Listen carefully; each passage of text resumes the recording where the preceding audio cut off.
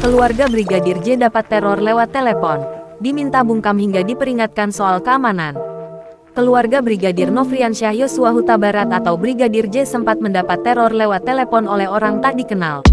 Mereka mendapat teror tersebut setelah Brigadir J tewas ditembak. Keluarga diminta untuk bungkam hingga diperingatkan soal keamanan.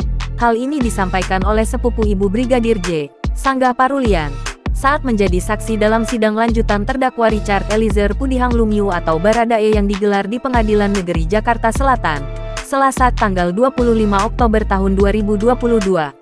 Setelah kematian Brigadir J, keluarga mendapatkan teror melalui sambungan telepon dari orang tak dikenal. Orang tersebut meminta agar keluarga Brigadir J bungkam. Keluarga diminta untuk tak berbicara di media. Rohani yang dimaksud adalah kerabat Brigadir J yakni Rohani Simanjuntak. Sanggah lalu mematikan telepon tersebut lantaran si penelepon enggan menyampaikan identitasnya. Tak berselang lama, Sanggah kembali ditelepon orang tak dikenal tersebut. Orang tersebut menekankan agar keluarga diam demi keamanan. Dalam kesaksiannya, Sanggah juga mengungkap bahwa pihak keluarga sempat kesulitan saat ingin melihat jenazah Brigadir J.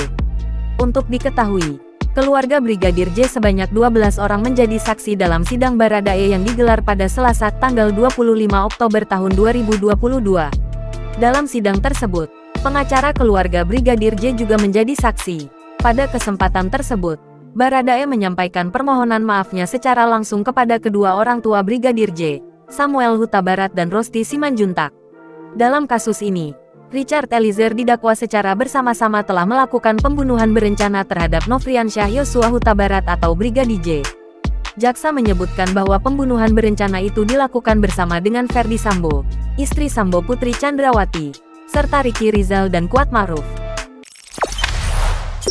Jangan lupa subscribe, share, komen, dan like ya!